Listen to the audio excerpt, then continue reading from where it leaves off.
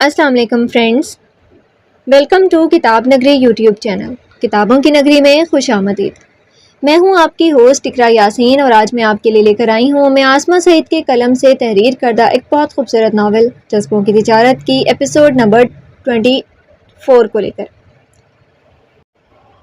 لیکن اس ایپیسوڈ کو سٹارٹ کرنے سے پہلے آپ کر لیجئے ہمارے چینل کو سبسکرائب، ویڈیو کو لائک اور کلک کر لیجئے بیل آئیکن کو۔ اب آتے ہیں ایپیسوڈ کی جانب۔ امسل دل میں مایوسی اور آنکھوں میں نمی لیے وہ پاکستان کے لیے روانہ ہو چکی تھی۔ ایک چپ تھی جو اس کے ہونٹوں پر لگ گئی تھی، ایک آس تھی کہ پاکستان جاتے ہی اس کے دل کا مکین اسے ریسیو کر لے گا۔ دل کو لاکھ تسلیاں دیتے ہوئے اسے سمجھا رہی تھی، حورین کی ٹکٹ کا مسئلہ ہوگا اس لیے وہ ہمارے ساتھ نہیں ہے۔ ایک اور جواز دل نے پیش کیا، لیکن وہ کال کر کے یا میسج کر کے بھی تو بتا سکتے تھے۔ دماغ نے دل کے جواز کو رد کیا۔ اگر وہ ہمیں چھوڑ کر چلے گئے تو؟ دماغ نے نئی پریشانی سامنے رکھی۔ کیسے جا سکتے ہیں وہ؟ کریم سنجرانی ہیں، سنجرانی گروپ کے مالک۔ پاکستان جا کر میں انہیں ڈھونڈ لوں گی۔ دل نے دماغ کی پریشانی کو رد کر دیا تھا۔ اگر وہ پاکستان میں بھی نہیں ملے تو؟ اور یہیں امسل کے دل و دماغ کی جنگ جواب دے گئی تھی۔ اپنے ساتھ پلی سیٹ پر سوئی انوال کو دیکھ کر اس نے گہری سانس لی تھی۔ وہیں زلیخا بیگم کی حالت امسل سے کچھ الگ نہیں تھی۔ آج وہ 22 سال بعد پاکستان جا رہی تھی۔ رضا نے کریم سنجرانی کے نمبر پر کئی بار کال کی، لیکن نمبر بند تھا۔ حورین کے نمبر پر بھی کال کرتا رہا، اس کا نمبر بھی بند تھا۔ پریشانی بڑھتی جا رہی تھی۔ اٹلی سے پاکستان کی فلائٹ بھی جا چکی تھی۔ وہ ان سب کو روک سکتا تھا اگر کریم سنجرانی کا حکم نہ ہوتا کہ امسل کی فیملی کو ہر حال میں پاکستان جانا ہے۔ صبح ہی تو کریم سنجرانی کو ایک پرائیویٹ نمبر سے میسج موصول ہوا تھا، امسل کی تصویر کے ساتھ، جس کا علم رضا کو بھی تھا۔ گاڑی ڈرائیو کرتے ہوئے رضا کے وسوسوں میں اضافہ ہوتا جا رہا تھا۔ رچرڈ کی موت کے بعد رضا بھی پریشان تھا۔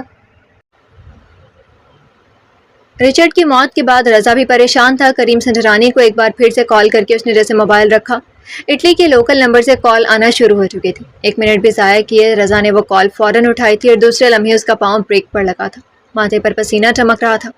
کب ہوا یہ؟ کون سے ہسپتال میں؟ کریم سنجرانی کا بہت بری طرح ایکسیڈنٹ ہو چکا تھا، اور اب وہ اور حورین ہسپتال میں اپنی زندگی کی آخری سانسیں لے رہے تھے۔ کال سنتے ہی رضا نے گاڑی ہسپتال کی طرف موڑی تھی۔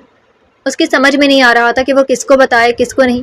وہ سفید کاغذ پر لکھے الفاظ اس کے دماغ میں چل رہے تھے۔ جتنا وقت اپنی بیوی کے ساتھ گزار سکتے ہو گزار لو۔ تو کیا اس انجانے دشمن نے کریم سنجرانی کو اپنا نشانہ بنا لیا تھا؟ اپنے دماغ میں آئی سوچ کو جھٹکتے ہوئے رضا نے راستے میں ہی پاکستان کال کر کے آفاق کو سب بتا دیا تھا۔ رضا ہسپتال پہنچ چکا تھا۔ حورین اور کریم سنجرانی کو ایمرجنسی شفٹ کر دیا گیا تھا۔ گاڑی کی حالت بتا رہی تھی کہ ایکسیڈنٹ معمولی نہیں تھا۔ رضا ایمرجنسی کے باہر چکر پر چکر لگا رہا تھا جب رضا کے پاس سے بلیک ہوڈی کے اوپر بلیک کیپ پہنے، منہ پر ماسک لگائے، پینٹ کی پاکٹ میں ہاتھ ڈالے ایک شخص چھوٹے چھوٹے قدم اٹھاتا ہوا گزرا تھا، جس سے اٹھتی پرفیوم کی خوشبو کو محسوس کرتے ہی رضا کے اٹھتے قدم وہیں پر رک گئے تھے۔ لیکن وہ شخص وہاں نہیں رکا تھا، وہ ہسپتال کے خارجی دروازے سے باہر چلا گیا تھا۔ یہ خوشبو تو؟ دماغ میں آنے والے پہلے شخص پر شک کرتے ہوئے رضا نے خود کو ملامت کی تھی۔ وہ اس کے بارے میں ایسا کیسے سوچ سکتا تھا؟ وہ تو مشن پر گیا ہوا ہے۔ آفاق جو 1 دن پہلے اٹلی سے پاکستان آیا تھا، سفر کی تھکاوٹ کی وجہ سے وہ گہری نیند میں سو رہا تھا۔ اس کی نیند رضا کی کال سے ٹوٹی تھی، اور پھر اسے سونا نصیب ہی نہیں ہوا تھا۔ کال بند کرتے ہی اپنے حلیے کی پرواہ کیے بغیر آفاق نے گاڑی کی چابی اٹھائی اور سنجرانی ہاؤس کی طرف نکل پڑا تھا۔ آدھے گھنٹے کا سفر اس نے 15 منٹ میں طے کیا تھا۔ سرخی مائل آنکھوں کے ساتھ، ڈھیلی شرٹ اور لوز ٹراؤزر، بکھرے بالوں کے ساتھ وہ سنجرانی ہاؤس کے گیٹ کے پاس کھڑا تھا۔ جہانگیر سنجرانی کے حکم کے مطابق آفاق کو گھر میں آنے کی اجازت نہیں تھی۔ گارڈ اپنی ڈیوٹی پوری کرتے ہوئے مجبوری میں آفاق کو روک کر اندر کال کر رہا تھا۔ مجھے دو ریسیور۔ آفاق نے آگے بڑھتے ہوئے گارڈ سے ریسیور لیا تھا۔ وہ سارے راستے جہانگیر سنجرانی کو کال کرتا رہا تھا، وہ اس کی کال پک نہیں کر رہے تھے۔ تنزیلہ بیگم کو وہ اتنی بڑی خبر بتا ہی نہیں سکتا تھا۔ ڈیڈ، مجھے کریم بھائی کے بارے میں بات کرنی ہے۔ جہانگیر سنجرانی نے ابھی انٹرکام کان سے لگایا ہی تھا کہ آفاق کی آواز سن کر وہی شاکڈ ہو گئے تھے۔ اس کی آواز میں واضح کپکپاہٹ تھی۔ آ جاؤ۔ اتنا کہتے ہوئے وہ انٹرکام رکھ چکے تھے، اور وہیں آفاق بھاگتے ہوئے جلد از جلد جہانگیر سنجرانی کو یہ بتانا چاہتا تھا۔ وقت کم تھا اور پریشانی بڑھتی جا رہی ہے۔ تنزیلہ بیگم جو جہانگیر سنجرانی کے لیے کافی لے کر آئی تھی، انہیں کمرے میں بے چینی سے ٹہلتے دیکھ کر وہ کافی کا کپ وہیں ٹیبل پر رکھ کر جہانگیر سنجرانی کی طرف مڑی ہی تھی کہ آفاق کمرے کا دروازہ کھولتے ہوئے اندر داخل ہوا تھا، اور وہیں جہانگیر سنجرانی کو علم ہو گیا تھا کہ بات چھوٹی نہیں ہے۔ آفاق کبھی بھی ان کے کمرے میں بغیر اجازت کے نہیں آیا کرتا تھا۔ کیا ہوا ہے کریم کو؟ آفاق کو دیکھتے ہی وہ اس کی طرف بڑھے۔ ڈیڈ، وہ کریم بھائی اور حورین کا ایکسیڈنٹ ہوا ہے، حالت بہت خراب ہے۔ رضا کی کال آئی تھی، مجھے ایک ہی سانس میں وہ سب بتا کر کمرے میں موجود 2 نفوس کی جان نکال گیا تھا۔ تنزیلہ بیگم یہ سنتے ہی وہیں بیڈ پر ڈھہ سی گئی تھی۔ ممی جی۔ آفاق فوراً آگے بڑھا، وہیں جہانگیر سنجرانی نے خود کی حالت کو کنٹرول کرتے ہوئے آفاق کی طرف موڑے۔ انہیں خود کو مضبوط کرنا تھا، وہاں اٹلی تک جاتے ہوئے۔ کب کی ٹکٹ ہو سکتی ہیں؟ جہانگیر سنجرانی کی آواز آفاق کے کانوں میں گونجی جیسے کوئی صدیوں کی مسافت طے کر کے آیا ہو۔ میں چیک کرتا ہوں۔ آفاق فوراً تنزیلہ بیگم کو چھوڑ کر باہر کی طرف بڑھا۔ آفاق، جہانگیر سنجرانی کی آواز پر آفاق کے قدم وہیں رک گئے تھے۔ جی ڈیڈ، آج کی ہی فلائٹ ہونی چاہیے، کسی بھی حالت میں میرا بیٹا اور میری بیٹی وہاں اکیلے ہیں۔ جہانگیر سنجرانی کی آواز میں نمی واضح تھی۔ جی۔ آفاق نے سر کو تھوڑا جھکاتے ہوئے باہر کی طرف بڑھ گیا تھا، اور اگلے 2 گھنٹے بعد ہی جہانگیر سنجرانی، تنزیلہ بیگم، مشتبہ اور آفاق ایئرپورٹ پر اٹلی جانے کے لیے تیار کھڑے تھے۔ ایک طرف سنجرانی فیملی اٹلی پہنچ چکی تھی تو دوسری طرف امسل اپنی فیملی کے ساتھ پاکستان پہنچ گئی تھی۔ ایئرپورٹ پر ہی اسے ہوٹل کی گاڑی لینے آ گئی تھی۔ وہ ہوٹل بھی کریم سنجرانی کا ہی تھا۔ ایئرپورٹ پر 1 گھنٹے سے کریم سنجرانی کی راہ تکتے ہوئے وہ مایوسی کے قدم اٹھاتی ہوئی گاڑی میں بیٹھ گئی تھی۔ اس کے پاس موبائل تھا لیکن انٹرنیشنل کال کی سہولت نہیں تھی۔ ایکسکیوز می، کیا میں آپ کا فون استعمال کر سکتی ہوں؟ امسل نے گاڑی کے ڈرائیور کو کہا، جس نے آگے سے کوئی بات کیے بغیر ہی امسل کو اپنا موبائل پکڑا دیا تھا۔ موبائل لیتے ہی امسل کی جان میں جان آئی تھی۔ اس نے فوراً کریم سنجرانی کا نمبر ڈائل کیا، جو ڈائل کرتے ہی سامنے باس کے نام سے شو ہو رہا تھا۔ کان کے ساتھ موبائل لگاتے ہی اسے مایوسی کا سامنا ہوا تھا۔ نمبر اب بھی بند تھا۔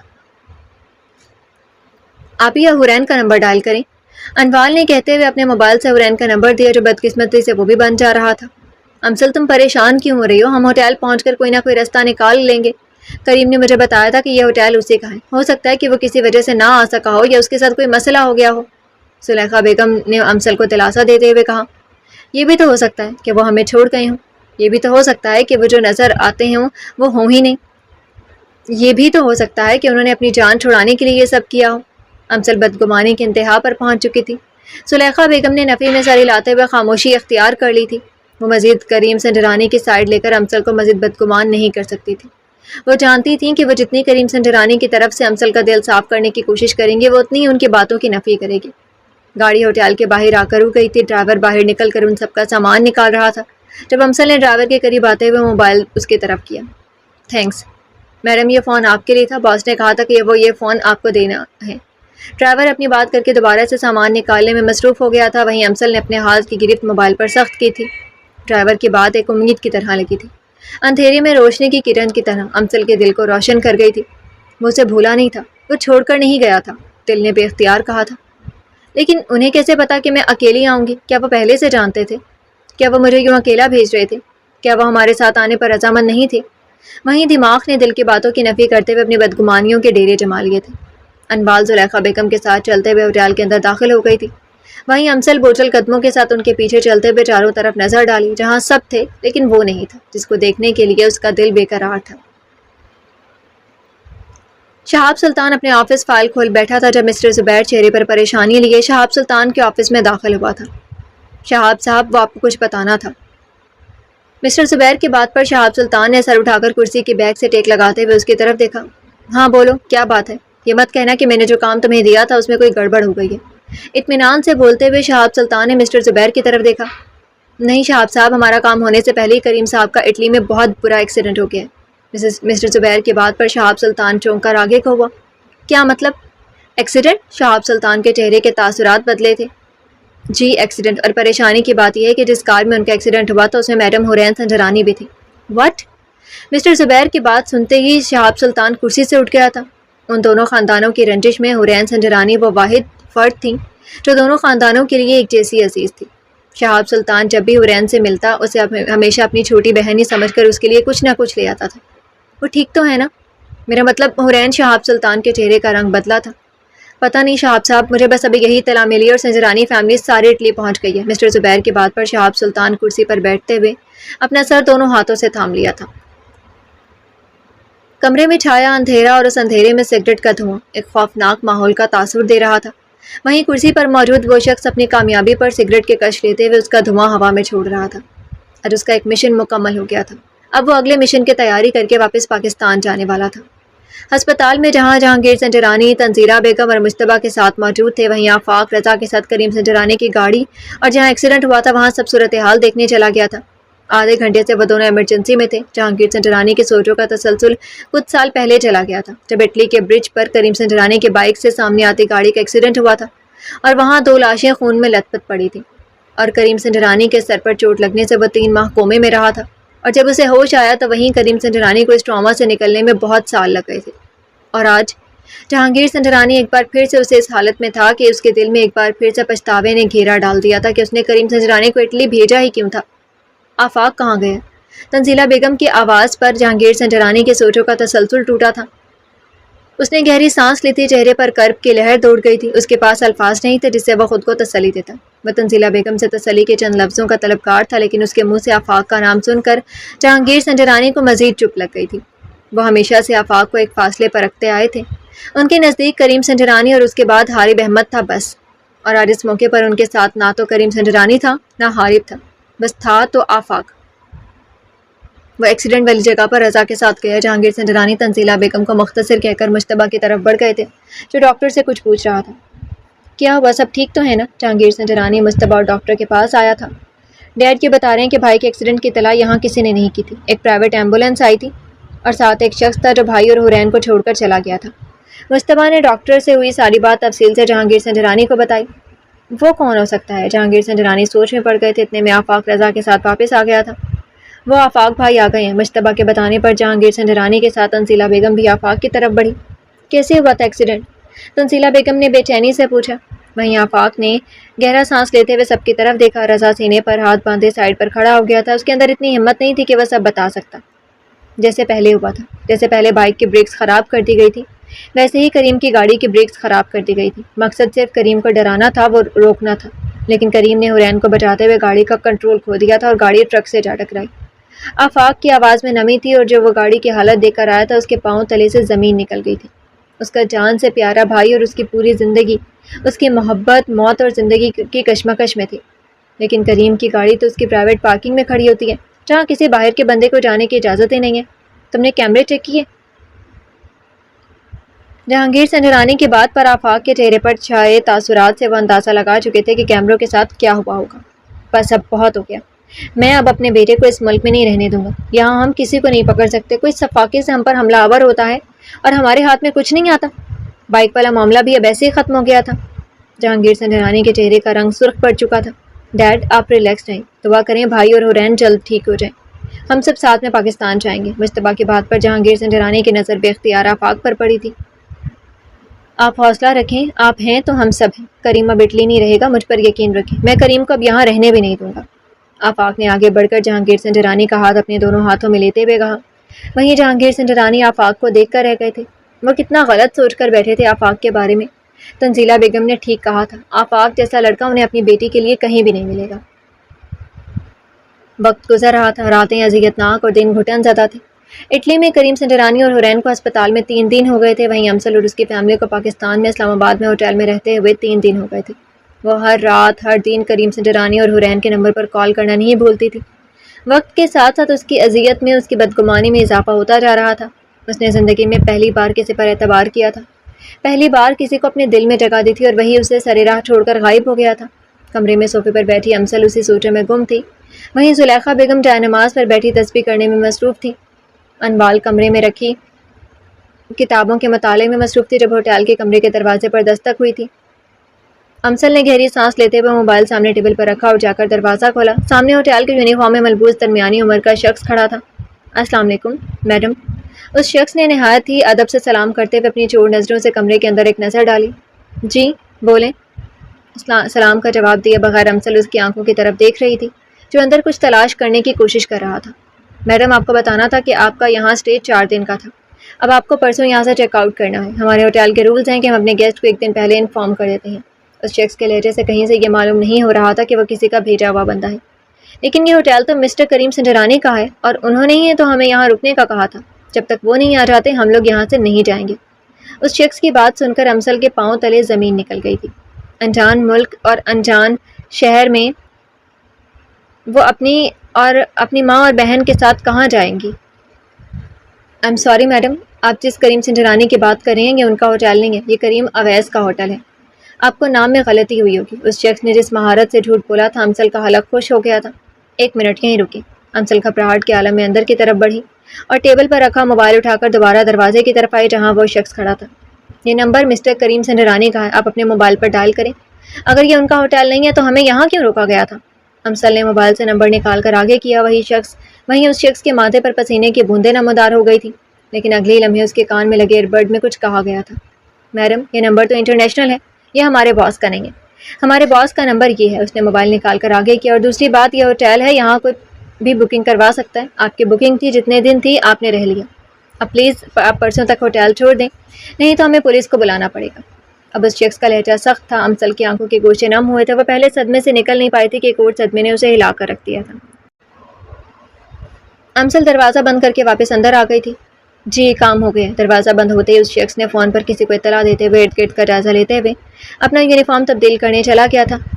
امسل، کیا ہوا ہے؟